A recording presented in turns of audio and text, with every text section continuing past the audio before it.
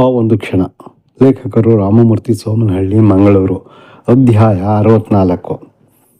ಸುಜಾತ ಗರ್ಭಿಣಿಯಾದ ಸುದ್ದಿ ಕೇಳಿದ ನಂತರ ಸತೀಶ ಸ್ವಲ್ಪ ಲವಲವಿಕೆಯಿಂದ ಇದ್ದ. ಸ್ನೇಹಿತರೊಂದಿಗೆ ಬೆರೆತು ತನ್ನ ಖುಷಿಯನ್ನು ಹಂಚಿಕೊಳ್ಳುತ್ತಿದ್ದ. ಯಾವಾಗಲೂ ತಂದೆಯಾಗುವ ಕನಸು ಕಾಣುತ್ತಿದ್ದ. ಸುಜಿಯ ಹೊಟ್ಟೆ ಮೇಲೆ ಕೈಯಾಡಿಸಿ ಮಗುವಿನ ಚಲನವಲನಗಳನ್ನು ಅನುಭವಿಸಿ ಸಂಭ್ರಮಿಸುತ್ತಿದ್ದ. ಆದರೆ ಈ ಸಂತೋಷ ಸಂಭ್ರಮಕ್ಕೆ ಇದ್ದಕ್ಕಿದ್ದಂತೆ ಸಿಡಿದು ಬಡಿತಿತ್ತು. ಸತೀಶ ಎಂದಿನಂತೆ ತಿಂಡಿ ತಿಂದು ಕೆಲಸಕ್ಕೆ ಹೊರಡಲು ಸಿದ್ಧನಾಗಿದ್ದ. ಇದ್ದಕ್ಕಿದ್ದಂತೆ ಕರಗಂಟೆ ಬಾರಿಸಿತು. ಬೆಳ್ಳಂಬೆಳಗ್ಗೆ ಯಾರಿರಬಹುದು? ಕರ್ತವ್ಯಕ್ಕೆ ಹೊರಡಬೇಕು. ಈಗಾಗಲೇ ತಡವಾಗಿದೆ. ಇವರು ಈಗಲೇ ಬರಬೇಕಾ ಎಂದು ಕೊಣಗುತ್ತಲೇ ಬಾಗಿಲು ತೆರೆದ. ಅವರನ್ನು ನೋಡಿ ಆಶ್ಚರ್ಯ, ಜೊತೆಗೆ ಎದೆಯಲ್ಲಿ ನಡುಕ ಆರಂಭವಾಯಿತು. ಮಾತು ಹೊರಡದೆ ಮೂಕನಂತಾದ. ಪೊಲೀಸ್ ನಿಂತಿದ್ದರು. ಅವರನ್ನು ನೋಡುತ್ತಿದ್ದಂತೆಯೇ ಕೈಕಾಲು ಅಲ್ಲಾಡಿದಂತಾಯಿತು. ರಕ್ತ ತಲೆಗೇರಿ ತಲೆ ಬಿಸಿಯಾಗಿ ತಿರುಗಿದಂತಾಯಿತು. ನೀವೇನ ಸತೀಶ? ಪೊಲೀಸ್ ಪ್ರಶ್ನಿಸಿದ. ಪೊಲೀಸರ ಬಾಯಿಂದ ತನ್ನ ಹೆಸರು ಕೇಳಿ ಮತ್ತಷ್ಟು ಹೆದರಿದ. ಇವರಿಗೆ ಹೇಗೆ ನನ್ನ ಹೆಸರು ಗೊತ್ತಾಯಿತು? ಯಾಕೆ ಬಂದಿರಬಹುದೆಂದು ಯೋಚಿಸಿ ಗಲಿಬಿಲಿಗೊಂಡ. ಭೂಮಿ ಬಾಯ್ಬಿಟ್ಟ ಅನುಭವ. ಹೌದು, ನಾನೇ ಸತೀಶ. ಯಾಕೆ ಎಂದ ಧ್ವನಿ ನಡುಗುತ್ತಿತ್ತು. ಇದು ಕೋರ್ಟ್ ಸಮನ್ಸ್. ತಗೊಂಡು ಇದಕ್ಕೆ ಸಹಿ ಹಾಕಿ ಎಂದು ರಿಜಿಸ್ಟರ್ ಮತ್ತು ಪೆನ್ ನೀಡಿ ಸತೀಶನ ಹೆಸರು ಬರೆದಿರುವ ಮುಂದೆ ಸಹಿ ಮಾಡುವಂತೆ ಬೆರಳು ತೋರಿಸಿದ. Court summons. ಹೆಸರು ಕೇಳುತ್ತಿದ್ದಂತೆ ಬೆಚ್ಚಿ ಬೆವರಿದ. ಇನ್ನೇನು ಗ್ರಹಚಾರ ಕಾದಿದೆಯೋ ಏನೋ ಆತಂಕಗೊಂಡ. ನನಗೆ ಕೋರ್ಟ್ ಸಮನ್ಸ? ಯಾಕೆ? ಏನು ವಿಷಯ? ಪ್ರಶ್ನಿಸಿದ ಸತೀಶ. ನನಗೆ ಗೊತ್ತಿಲ್ಲ. ಸಮನ್ಸ್ ಓದಿ, ಅದರಲ್ಲೇ ಇರುತ್ತೆ. ಸಮನ್ಸ್ನಲ್ಲಿ ತಿಳಿಸಿರುವ ದಿನ ಕೋರ್ಟಿಗೆ ಹಾಜರಾಗಿ, ಇಲ್ಲಾಂದ್ರೆ ಅರೆಸ್ಟ್ ವಾರೆಂಟ್ ನೀಡ್ತಾರೆ. ಖಡಕ್ ಮಾತಿನಿಂದಲೇ ವಿಷಯ ತಿಳಿಸಿದ ಪೊಲೀಸ್. ಸತೀಶ ಯಾರೊಡನೆಯೋ ಮಾತನಾಡುತ್ತಿದ್ದನೆಂದು ಅಡುಗೆ ಮನೆಯಿಂದಲೇ ಗ್ರಹಿಸಿದ ಸುಜಿ. ಯಾರು ಬಂದಿರೋದು? ಯಾರ ಜೊತೆ ಮಾತಾಡ್ತಾ ಇದ್ದೀರಿ ಎಂದು ಎತ್ತರ ಧ್ವನಿ ಮಾಡಿ ಕೇಳಿದಳು.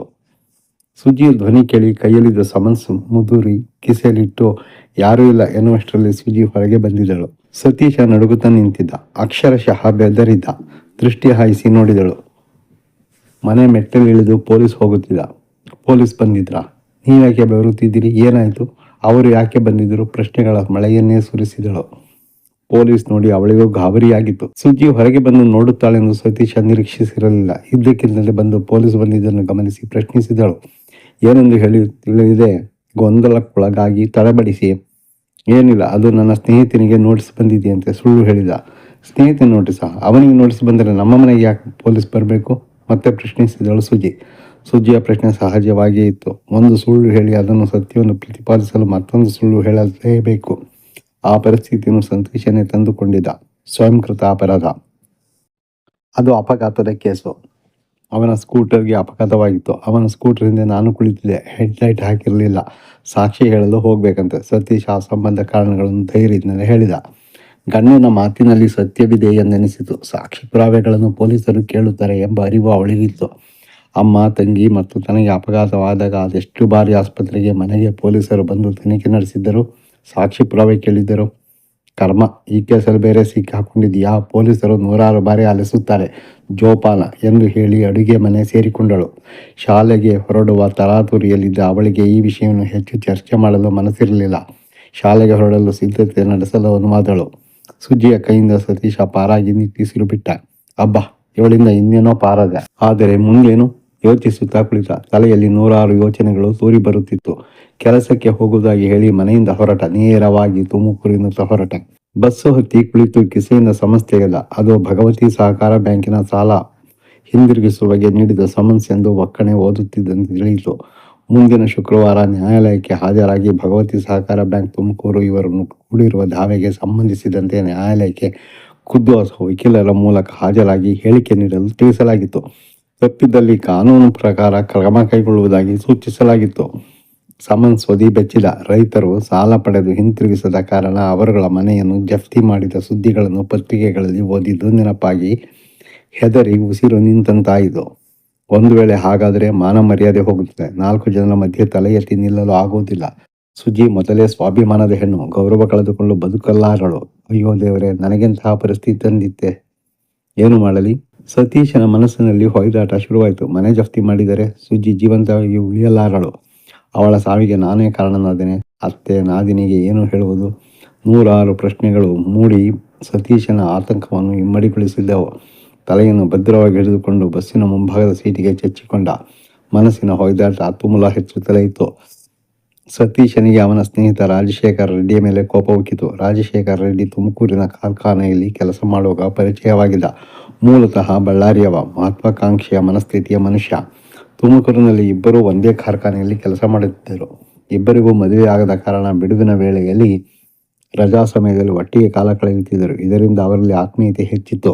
ರೆಡ್ಡಿ ಮಹತ್ವಾಕಾಂಕ್ಷಿ. ಮಾಲೀಕರು ಕೊಡುವ ಸಂಬಳದ ಬಗ್ಗೆ ಯಾವಾಗಲೂ ಆಕ್ಷೇಪ ವ್ಯಕ್ತಪಡಿಸುತ್ತಿದ್ದ. ಹಗಲಿರುಳು ಇವರಿಗಾಗಿ ಬೆವರು ಸುರಿಸುವ ಬದಲು ಸ್ವಂತ ಉದ್ಯೋಗ ಮಾಡಿದರೆ ಆರಾಮಾಗಿರಬಹುದು, ಬಂಗಲೆಯಲ್ಲಿ ವಾಸ ಮಾಡಿ ಕಾರಿನಲ್ಲಿ ಓಡಾಡಬಹುದೆಂದು ಕನಸು ಕಾಣುತ್ತಿದ್ದ. ಪದೇ ಪದೇ ಸತೀಶನಿಗೆ ಹೇಳಿ ಅವನ ಮನಸ್ಸನ್ನು ಕೆಡಿಸಿದ್ದ. ಐಷಾರಾಮಿ ಜೀವನದ ಕನಸು ಕಾಣಲು ಸತೀಶನನ್ನು ಹುರಿದುಂಬಿಸುತ್ತಿದ್ದ. ನಾನು ಡೈರಿ ಫಾರಂ ಪ್ರಾರಂಭಿಸುತ್ತೇನೆ, ತುಂಬ ಲಾಭ ಇದೆ, ನನಗೆ ಸ್ವಲ್ಪ ಹಣ ಬೇಕು, ಪರ್ಸನಲ್ ಲೋನ್ ತೆಗೆದುಕೊಳ್ಳು, ಅದರ ಕಂತನ್ನು ಪಾವತಿಸುತ್ತೇನೆ, ಲಾಭ ಬರುತ್ತಿದ್ದಂತೆ ಪಾರ್ಟ್ನರ್ ಮಾಡುತ್ತೇನೆ ಎಂದು ನಂಬಿಸಿದ. ಸತೀಶನಿಗೆ ಗೆಳೆಯನ ಮಾತಿನಲ್ಲಿ ವಿಶ್ವಾಸ ಮೂಡಿತು. ಬಳ್ಳಾರಿಯಲ್ಲಿ ಡೈರಿ ಫಾರಂ ಮಾಡುವುದಾಗಿ ಹೇಳಿ ಕೆಲಸಕ್ಕೆ ರಾಜೀನಾಮೆ ಕೊಟ್ಟ ರೆಡ್ಡಿ. 3 ತಿಂಗಳ ನಂತರ ಬೈಕಿನಲ್ಲಿ ಬಂದ ರೆಡ್ಡಿ ತನ್ನ ಡೈರಿ ಫಾರಂ ಲಾಭದಲ್ಲಿ ನಡೆಯುತ್ತಿದ್ದು, ಯಾವುದೇ ಸಮಸ್ಯೆ ಇಲ್ಲ, ಬಿಸ್ನೆಸ್ ಚೆನ್ನಾಗಿದೆ, ದೊಡ್ಡ ಮಟ್ಟದಲ್ಲಿ ಬಿಸ್ನೆಸ್ ಮಾಡುವ ಆಲೋಚನೆ ಇದೆ, ಈಗಿರುವ ಸಣ್ಣ ಪ್ರಮಾಣದ ಡೈರಿ ಫಾರಂ ಅನ್ನು ವಿಸ್ತರಿಸುವ ಯೋಜನೆ ಇದೆ, 5-6 ಜರ್ಸಿ ಹಸುಗಳನ್ನು ಖರೀದಿಸಲು ಹಣದ ಅವಶ್ಯಕತೆ ಇದೆ, ನಿನ್ನ ಹೆಸರಿನಲ್ಲಿ 2 ಹಸು ಖರೀದಿಸುತ್ತೇನೆ, ವೈಯಕ್ತಿಕ ಸಾಲ ಕೊಡಿಸು, ನಾನೇ ಎಲ್ಲ ದಾಖಲೆ ಸಿದ್ಧಪಡಿಸುತ್ತೇನೆ, 1 ವರ್ಷದ ನಂತರ ಕೆಲಸಕ್ಕೆ ರಾಜೀನಾಮೆ ಕೊಟ್ಟು ನನ್ನ ಜೊತೆ ಪಾಲುದಾರನಾಗಿರು, ಲಾಭಾಂಶದಲ್ಲಿ ನಿನಗೂ ಸಮಪಾಲು ಕೊಡ್ತೀನಿ ಎಂದು ಸತೀಶನನ್ನು ನಂಬಿಸಿದ. ಭಗವತಿ ಸಹಕಾರ ಬ್ಯಾಂಕಿನಿಂದ ಸತೀಶ 15,000 ಸಾಲ ತೆಗೆದುಕೊಂಡು ರೆಡ್ಡಿಗೆ ಕೊಟ್ಟಿದ್ದ. ರೆಡ್ಡಿ 1-2 ತಿಂಗಳು ಕಂತು ಪಾವತಿ ಮಾಡಿ ಸತೀಶನನ್ನು ನಂಬಿಸಿದ. ಡೈರಿ ಫಾರಂನಲ್ಲಿ ಹಸುಗಳ ಜೊತೆ ಇರುವ ಫೋಟೋ ತೋರಿಸಿ, ಒಂದು ಕಪ್ಪು ಬಿಳಿ ಮಿಶ್ರಿತ ಹಾಗೂ ಮತ್ತೊಂದು ಕಂದು ಬಣ್ಣದ ಜರ್ಸಿ ಹಸುಗಳನ್ನು ತೋರಿಸಿ, ನೋಡು ಸತೀಶ, ಈ 2 ಹಸು ನಿನಗೆ ಸೇರಿದ್ದು, ಈಗ ಗರ್ಭಧರಿಸಿವೆ, ಏನಾದರೂ ಹೆಣ್ಣುಗರು ಹಾಕಿದರೆ ನಿನ್ನ ಅದೃಷ್ಟ ಕುಲಾಯಿಸಿದಂತೆ, ರಾತ್ರಿ ಬೆಳಗಾಗೋದ್ರಲ್ಲಿ ಕುಬೇರನಾಗ್ತೀಯ ಎಂದು ಬೆನ್ನು ತಟ್ಟಿ ಸತೀಶನ ಮನದಲ್ಲಿ ಕನಸು ಬಿತ್ತಿದ್ದ. ಗ್ರಹಚಾರ ಕಾರ್ಖಾನೆಗೆ ಬೆಂಕಿ ಬಿದ್ದ ಕಾರಣ ಸತೀಶ ಬೆಂಗಳೂರು ಸೇರಿಕೊಂಡಿದ್ದ. ಅದಾದ ನಂತರ ರೆಡ್ಡಿ ಭೇಟಿಯಾಗಿರಲಿಲ್ಲ. ಸತೀಶ ರೆಡ್ಡಿಯನ್ನು ಸಂಪರ್ಕಿಸಲು ಪ್ರಯತ್ನಿಸಿ ವಿಫಲನಾಗಿದ್ದ. ಪರಿಚಯದವರ ಮೂಲಕ ಹುಡುಕುವ ಪ್ರಯತ್ನ ಮಾಡಿದ. ಒಂದು ದಿನ ಪೋಸ್ಟ್ಮ್ಯಾನ್ ಪತ್ರ ತಂದಿದ್ದ. ಪತ್ರ ನೋಡಿ ಖುಷಿಯಾಯಿತು. ಅದು ರೆಡ್ಡಿ ಪತ್ರ. ತೆರೆದು ಓದುತ್ತಿದ್ದಂತೆ ಸತೀಶ ಕುಸಿದು ಬಿದ್ದ. ಕ್ಷಮಿಸು ಗೆಳೆಯ, ಕಾಲುಬಾಯಿ ಜ್ವರ ಬಂದು ಹಸುಗಳು ಸತ್ತು ಹೋದವು. ನಾನು ಬೀದಿಗೆ ಬಂದಿದ್ದೇನೆ. ಹುಡುಕುವ ಪ್ರಯತ್ನ ಪಡಬೇಡ. ಮನೆಯವರಿಗೂ ತಿಳಿಸದೆ ಬಳ್ಳಾರಿ ಬಿಟ್ಟು ಹೋಗುತ್ತಿದ್ದೇನೆ. ಅದೃಷ್ಟವಿದ್ದು ನನ್ನ ಕನಸು ನನಸಾದರೆ ಶ್ರೀಮಂತ ರೆಡ್ಡಿಯಾಗಿ ನಿನ್ನ ಮುಂದೆ ನಿಲ್ಲುತ್ತೇನೆ. ಬಡ್ಡಿ ಸಮೇತ ಸಾಲ ತೀರಿಸುತ್ತೇನೆ. ಮೋಸ ಮಾಡುವ ಉದ್ದೇಶ ನನಗಿಲ್ಲ, ಆದರೆ ಅದೃಷ್ಟ ಕೈ ಕೊಟ್ಟಿದೆ, ಕ್ಷಮಿಸು ಎಂದು ಬರೆದಿದ್ದ. ಪತ್ರ ಓದಿ ಕಂಗಾಲಾದ. ಸಾಲ ತೀರಿಸುವುದು ಹೇಗೆ ಎಂಬ ಚಿಂತೆಯಲ್ಲಿ ಮುಳುಗಿದ್ದ ಸತೀಶ ರೆಡ್ಡಿಯ ಬಗ್ಗೆ ಯೋಚಿಸುತ್ತಾ ಬಸ್ಸಿನಲ್ಲಿ ಕುಳಿತಿದ್ದ. ಬಸ್ಸು ತುಮಕೂರು ತಲುಪಿತು. ನಿರ್ವಾಹಕರು ತುಮಕೂರು ಬಂತು, ಇಳಿಯಿರಿ ಎಂದಾಗ ಬೆಚ್ಚಿದಂತೆ ವಾಸ್ತವ ಸ್ಥಿತಿಗೆ ಮರಳಿದ. ಬಸ್ಸಿನಿಂದ ಇಳಿದು ನೇರವಾಗಿ ಭಗವತಿ ಸಹಕಾರ ಬ್ಯಾಂಕ್ಗೆ ಹೋಗಿ ವ್ಯವಸ್ಥಾಪಕರನ್ನು ಭೇಟಿಯಾಗಿ ಸಮಸ್ಯೆ ತೋರಿಸಿದ. ಸಮಸ್ಯೆ ನೋಡುತ್ತಿದ್ದಂತೆ ವ್ಯವಸ್ಥಾಪಕರ ಸಿಟ್ಟು ನೆತ್ತಿಗೇರಿತು. ಏನ್ರಿ ನೀವು, ಸಾಲ ತಗೊಂಡು ಹಿಂದಿರುಗಿಸೋದು ಬೇಡವಾ? ಬಡ್ಡಿ, ಚಕ್ರ ಬಡ್ಡಿ, ಆಡಳಿತಾತ್ಮಕ ವೆಚ್ಚ, ಲಾಯರ್ ಖರ್ಚು ಅಂತ 3 ಪಟ್ಟು ಜಾಸ್ತಿ ಆಗಿದೆ. ಮನೆ ಬೇರೆ ಖಾಲಿ ಮಾಡ್ಕೊಂಡು ಹೋಗಿದ್ದೀರಿ. ನಿಮ್ಮ ವಿಳಾಸ ಪತ್ತೆ ಮಾಡೋದಕ್ಕೆ ನಮ್ಮ ಹೆಣ ಬಿದ್ದು ಹೋಯಿತು. ಮ್ಯಾನೇಜರ್ ತಮ್ಮ ಸಿಟ್ಟನ್ನು ಹೊರಹಾಕಿದರು. ಸಾರಿ ಸರ್, ಅದು ಎಂದು ಏನು ಹೇಳಲು ಹೊರಟ ಸತೀಶ, ರೀ ಸಬ್ಬು ಬೇಡ, ನಾನು ಆಡಳಿತ ಮಂಡಳಿಗೆ ಉತ್ತರ ಕೊಡಬೇಕು. ಕೋರ್ಟಿನಲ್ಲಿ ಕೇಸಿದೆ, ಮನೆ ಹರಾಜು ಮಾಡಿ ಸಾಲ ವಸೂಲಿ ಮಾಡ್ತೀನಿ. ಮ್ಯಾನೇಜರ್ ಸಿಟ್ಟನ್ನು ಹೊರಹಾಕಿದರು. ಮ್ಯಾನೇಜರ್ ಮಾತು ಕೇಳಿ ಹೃದಯವೇ ಬಾಯಿಗೆ ಬಂದಂತಾಯಿತು. ಹೃದಯದ ಬಡಿತ ಜೋರಾಗಿ ತಲೆ ತಿರುಗಿತು, ನಾಲಿಗೆ ತೊದಲಿತು. ಬೇಡ ಸರ್, ಮರ್ಯಾದೆ ಪ್ರಶ್ನೆ. ಮನೆ ಹರಾಜಾದರೆ ನನ್ನ ಹೆಂಡತಿಯ ಅಪಮಾನ ತಾಳಲಾರದೆ ಪ್ರಾಣ ಬಿಡ್ತಾಳೆ, ಅಂಗಲಾಚಿದ ಸತೀಶ. ಮ್ಯಾನೇಜರ್ ಮತ್ತಷ್ಟು ಕಠಿಣರಾದರು. ನಿಮ್ಮಂತಹವರಿಗೆ ಅಯ್ಯೋ ಅಂದರೆ 6 ತಿಂಗಳು ಅನ್ನ ಇರೋಲ್ಲ. ಯಾರಾದರೂ ಸಾಯಲಿ, ನಾನು ಬದುಕಬೇಕು ಅಷ್ಟೇ, ನಿರ್ದಾಕ್ಷಿಣ್ಯವಾಗಿ ಹೇಳಿದರು ಮ್ಯಾನೇಜರ್. ಅವರ ಮಾತು ಕೇಳಿ ಕುಗ್ಗಿ ಹೋದ. ಇವರು ಮನೆ ಹರಾಜು ಹಾಕಿಸಲು ನಿರ್ಧಾರ ಮಾಡಿದ್ದಾರೆ ಎನಿಸಿತು. ಸರ್, ನನ್ನ ಮೇಲೆ ಕರುಣೆ ತೋರಿಸಿ, ಕಠಿಣ ನಿರ್ಧಾರ ಕೈಗೊಳ್ಳಬೇಡಿ, ಸಾಲ ತೀರಿಸ್ತೀನಿ, ಸ್ವಲ್ಪ ಟೈಮ್ ಕೊಡಿ. ಮತ್ತೆ ಅಂಗಲಾಚಿದ. ದುಃಖ ತಡೆಯಲಾರದೆ ಬಿಕ್ಕಿ ಬಿಕ್ಕಿ ಹತ್ತು ಬಿಟ್ಟ ಸತೀಶ. ತನ್ನ ಮುಂದೆ ಕುಳಿತು ಕಣ್ಣೀರು ಹಾಕುತ್ತಿದ್ದ ಸತೀಶನ ಮೇಲೆ ಮರುಕ ಹುಟ್ಟಿತು. ನೋಡಿ, ಕಣ್ಣೀರು ಹಾಕೋದ್ರಿಂದ ಪ್ರಯೋಜನ ಇಲ್ಲ, ಮೊದಲು ಸಾಲ ಹಿಂದಿರುಗಿಸಿ. ಮಾತಿನ ಧಾಟಿ ಬದಲಾಗಿತ್ತು. ಸರ್, ಕೈಕಾಲು ಹಿಡ್ತೀನಿ, ಕೇಸ್ ಹಿಂದಕ್ಕೆ ಪಡೆಯಿರಿ. ಆಗೋಲ್ಲ, ಕೇಸ್ ಹಿಂದಕ್ಕೆ ಪಡೆಯೋದಕ್ಕೆ ಆಗೋಲ್ಲ, ಸಾಲ ಪೂರ್ತಿ ತೀರಿಸಿ. ಇದ್ದಕ್ಕಿದ್ದಂತೆ ಸಾಲ ತೀರಿಸಿ ಅಂದರೆ ಹೇಗೆ ಸರ್? ಸ್ವಲ್ಪ ಟೈಮ್ ಕೊಡಿ ಪ್ಲೀಸ್. ಸತೀಶ ಪರಿಪರಿಯಾಗಿ ಬೇಡಿಕೊಂಡ. ಅವನ ಪರಿಸ್ಥಿತಿ ಗೋಳಾಟವನ್ನು ನೋಡಿ ಮ್ಯಾನೇಜರ್ ಮನಸ್ಸು ಕರಗಿತು. ನೋಡಿ ಸತೀಶ, ನನಗಿರುವ ಅಧಿಕಾರ ಉಪಯೋಗಿಸಿಕೊಂಡು 3 ದಿನ ಟೈಮ್ ಕೊಡ್ತೀನಿ. ಅಷ್ಟರೊಳಗೆ ಅರ್ಧದಷ್ಟು ಸಾಲ ಹಿಂದಿರುಗಿಸಿ. ನಮ್ಮ ವಕೀಲರಿಗೆ ಹೇಳಿ ಕೇಸನ್ನು ಮುಂದಕ್ಕೆ ಹಾಕಿಸ್ತೀನಿ. ಮ್ಯಾನೇಜರ್ ಮಾತು ಕೇಳಿ ಸತೀಶನ ಆತಂಕ ಸ್ವಲ್ಪ ಕಡಿಮೆ ಆಯಿತು. ಆದರೆ 3 ದಿನದೊಳಗೆ ಹೇಗೆ ತೀರಿಸುವುದು? ದಾರಿ ಕಾಣದೆ ತಲೆ ಮೇಲೆ ಕೈ ಹೊತ್ತು ಕುಳಿತ. ಸತೀಶನ ಪರಿಸ್ಥಿತಿ ಮ್ಯಾನೇಜರ್ಗೆ ಅರ್ಥವಾಯಿತು. ಇನ್ನೂ 2 ದಿನ ಟೈಮ್ ಕೊಡ್ತೀನಿ. ಶುಕ್ರವಾರದೊಳಗೆ ಸ್ವಲ್ಪ ಸಾಲ ತೀರಿಸಿ. ಉಳಿದ ಸಾಲ ತೀರಿಸೋದಕ್ಕೆ ನ್ಯಾಯಾಲಯದಲ್ಲಿ 3 ತಿಂಗಳು ಟೈಮ್ ಕೇಳಿ. ಆಕ್ಷೇಪಣೆ ಮಾಡದೆ ಸಮಯ ನೀಡಲು ನಮ್ಮ ಲಾಯರಿಗೆ ಹೇಳ್ತೀನಿ ಎಂದು ಮ್ಯಾನೇಜರ್ ಸಲಹೆ ನೀಡಿದರು.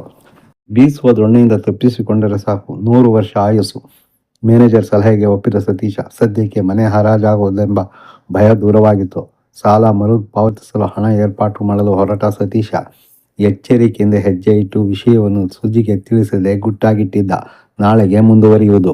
ಆಡಿಯೋ ಕೇಳಿ ಅಭಿಪ್ರಾಯ ತಿಳಿಸಿ, ಶೇರ್ ಮಾಡಿ ಮತ್ತು ಈ ಚಾನಲನ್ನು ಸಬ್ಸ್ಕ್ರೈಬ್ ಮಾಡಿಕೊಳ್ಳದಿದ್ದಲ್ಲಿ ದಯವಿಟ್ಟು ಸಬ್ಸ್ಕ್ರೈಬ್ ಮಾಡಿಕೊಳ್ಳಿ. ಕಾದಂಬರಿಯನ್ನು ಓದಲು ಪುಸ್ತಕ ಬೇಕಾಗಿದ್ದಲ್ಲಿ Saraswati paradise Mysuru, mobile number 944480377762 ಇವರನ್ನು ಸಂಪರ್ಕಿಸಿ. ಧನ್ಯವಾದಗಳು.